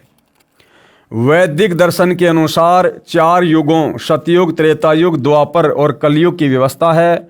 जब पृथ्वी पर पापियों का एक छत्र साम्राज्य हो जाता है, तब भगवान पृथ्वी पर मानव रूप में प्रकट होता है। अब देख लो भाइयों और बहनों, बार बार संत रामपाल जी को जन्म लिया है, जन्म लिया है, जन्म लिया है लिखने वाले और कहने वाले ध्यान से देख लो भाई क्या लिखा हुआ है कि जब जब पृथ्वी पर दुष्टों का, राक्षसों का, गलत प्रवृत्ति के, गलत विचारों वाले व्यक्तियों का एक छत्र साम्राज्य हो जाता है, जैसी परिस्थितियां वर्तमान में प्रकट हो रही हैं, तब क्या होता है? तब भगवान, कौन भगवान? कबीर भगवान पृथ्वी पर मानव रूप में प्रकट होता है। तो वर्तमान में कौन है वो महापुरुष जो आने वाली इन विषम परिस्थितियों को अपने आध्यात्मिक ज्ञान से, आशीर्वाद से, अपनी शक्ति से कंट्रोल में करेगा। सतगुरु रामपाल जी तो कौन हुए? सतगुरु रामपाल जी स्वयं भगवान परमात्मा। और वे किस विधि से आए संसार में? माँ के गर्भ से जन्म लेकर या प्रकट हुए हैं? तब भगवान पृथ्वी पर मानव रूप में प्रकट होता है। अरे काल के अवतार तो प्रकट नहीं होते ना, ये रामकृष्ण तो सब जन्म लेकर आए हैं। तो अब वो कौन है जो प्रकट होगा? और वो स्वयं भगवान होगा, सतगुरु रामपाल जी। जब पापियों का एक छत्र साम्राज्य हो जाता है तब भगवान पृथ्वी पर मानव रूप में प्रकट होता है। मानवता के इस पूर्ण विकास का काम अनादिकाल से भारत ही करता आया है। यानी ये आध्यात्मिक क्रांति हर युग में भारत से ही शुरू होती है। भारत अध्यात्म का सेंटर है। इस पुण्य भूमि पर अवतारों का अवतरण अनादिकाल से होता आ रहा है। लेकिन कैसी विडंबना है कि ऋषि मुनियों, महापुरुषों व अवतारों के जीवन काल में उस समय के शासन व्यवस्था व जनता ने उनकी दिव्य बातों व आदर्शों पर ध्यान नहीं दिया और उनके अंतर ध्यान होने पर यानी उनके शरीर छोड़ के जाने पर दूने उत्साह से उनकी पूजा शुरू कर पूजने लग गए। जैसे रामचंद्र जी त्रेता युग में आए, किसी ने उनको विष्णु का अवतार नहीं माना, उनके साथ में लड़ाई झगड़ा राग द्वेष करने में लगे रहे और उनके जाने के बाद में आज उनके मंदिर बना के पूज रहे हैं। द्वापर में श्री कृष्ण जी आए, उस समय उनकी बातों को किसी ने नहीं सुना, हमेशा लड़ाई झगड़े रखे उनके साथ में, ठंडा पानी नहीं पीने दिया। अंत में बेचारा मथुरा छोड़ के द्वारिका चला गया, वहाँ भी सुख शांति से नहीं रहा। कुछ समय बाद एक शिकारी ने जहरीला तीर उनके पैर में मार दिया, हिरण की आंख समझकर तड़प तड़प कर मौत हुई। और अब उनके जगन्नाथ जैसे बड़े बड़े मंदिर बनाकर मूर्तियाँ रख के उनकी पूजा की जा रही है। तो लेखक कहना चाहता कि ऐसी गलती वर्तमान में मत करो जो हम पहले कर चुके हैं। अब महापुरुषों का महापुरुष, भगवानों का भगवान सतगुरु रामपाल जी स्वयं धरती पर आया हुआ है। अब इनके ज्ञान को अच्छे से सुनकर समझकर अपने आत्म कल्याण के लिए, परिवार की रक्षा के लिए अब उनकी शरण में आ जाओ। ये भी एक विडंबना है कि हम जीवित और समय रहते उनकी नहीं मानते, अपितु उनका विरोध व अपमान ही करते हैं। कुछ स्वार्थी तत्व जनता को भ्रमित करके परम संत को बदनाम करके बाधक बनते हैं। यह उक्ति हर युग में चरितार्थ होती आई है और आज भी हो रही है। जो महापुरुष हजारों कष्टों को सहन कर अपनी तपस्या व सत्य पर अडिग रहता है, उसकी बात असत्य नहीं हो सकती। सत्य पर अडिग रहते हुए ईसा मसीह ने अपने शरीर में कीलों की भयंकर पीड़ा को झेला। शुक्रात ने जहर का प्याला पिया। श्री राम तथा श्री कृष्ण जी को भी यातनाओं का शिकार होना पड़ा। सजनों, यदि आज के करोड़ों मानव उस परम तत्व के ज्ञाता संत को ढूंढकर स्वीकार कर उनके बताए पथ अनुसार अपनी जीवन शैली को सुधार लेंगे तो पूरे विश्व में सद्भावना, आपसी भाईचारा, दया तथा सद्भक्ति का वातावरण हो जाएगा निसंदेह और होगा। लेकिन आप शतलोक आश्रम वाले भाई, आप क्या कर रहे हो? आप शतलोक आश्रम वाले, सतगुरु रामपाल जी के परिवार वाले, अरे कितना पाखंड फैला दिया तुम लोगों ने उस ग्रेट सायरन के भक्ति मार्ग में। राजनीति जैसा गंदा कर्म तुम लोगों ने शुरू कर दिया। दुनिया के साथ में फालतू का भाईचारा तुम लोगों ने निभाना शुरू कर दिया। परशुराम की जयंती में भक्तों को बैठाकर आन उपासना तुमने शुरू करवा दी। अयोध्या के राम मंदिर में आने वाले काल उपासकों के लिए 1 महीने का भंडारा लगाकर काल उपासना में सहयोग तुम लोगों ने करवा दिया। आनंदपाल जैसे गुंडों की सीबीआई जांच का समर्थन और 5 लाख रुपए देकर परमात्मा के भक्ति विधान को तुम लोगों ने बिगाड़ दिया। संत और गुंडों का समर्थन क्यों भाई? तो तुम लोग क्या कर रहे हो भाई? ठीक है, जैसा लिखा है वैसा ही होगा आने वाले समय में। लेकिन सतलोक आश्रम वालों, आप भी तो सतगुरु रामपाल जी को नहीं पहचान रहे। आप भी तो उनके तत्व ज्ञान को आधार नहीं बना पा रहे। और उनको ना पहचान कर, उनके ज्ञान को आधार ना बनाकर आप भी तो हम सत्सेवकों के ऊपर मुकदमे लगवा रहे हो झूठे। हमें जेल भिजवा रहे हो झूठी गवाही देकर। अपनी भगत भाई बहनों के साथ, सत्सेवकों के साथ में तुम लठों से मारपीट करते हो, लाठी डंडों से पिटाई करते हो। तो तुम कब सुधरोगे? तुम कब भाईचारे में आओगे? तुम्हारे अंदर कब ये सद्भावना पैदा होगी जो यहां तुम इस पुस्तक के माध्यम से दुनिया को संदेशा दे रहे हो? वर्तमान का मानव बुद्धिजीवी है, इसलिए उस संत के विचारों को अवश्य स्वीकार करेगा तथा धन्य होगा। वह संत है जगत गुरु तत्वदर्शी संत रामपाल जी महाराज।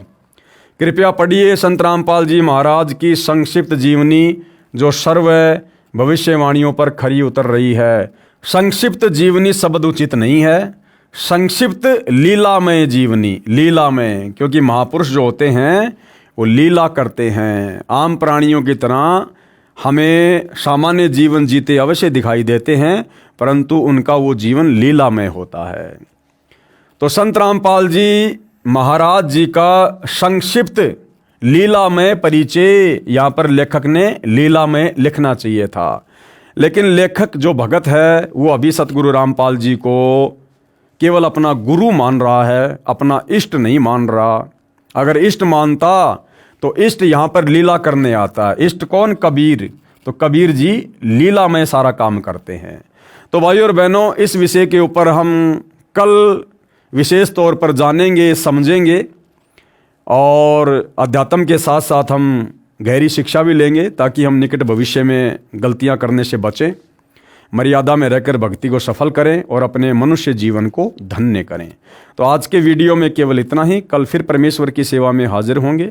तब तक गुरुदेव भगवान हम सबको आशीर्वाद दे, सद्बुद्धि दे। बंदी छोड़ सतगुरु रामपाल जी भगवान की जय हो।